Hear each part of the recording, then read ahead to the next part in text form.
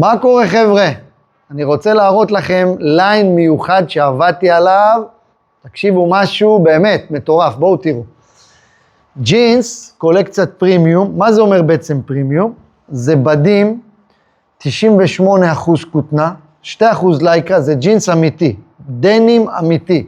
זה אומר שהבד יש לו מתיחה קטנה, אתם רואים, אבל הבד זה בד.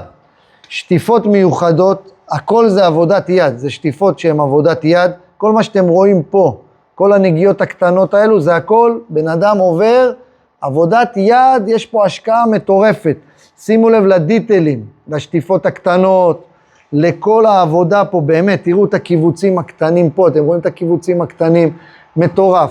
שימו לב עוד דגם, הצבע שלו, אני לא יודע אם במצלמה רואים, אבל יש פה, תראו את הקיבוצים האלו פה, תראו את השטיפה של הלולאה, באמת, זה רמה מטורפת. מה שעוד יותר כיף, זה הגזרה שאני לובש, שימו לב לגזרה, זה גזרה סלים סקיני כזה, יושב על הגוף פצצה, ממש נוח, יפהפה.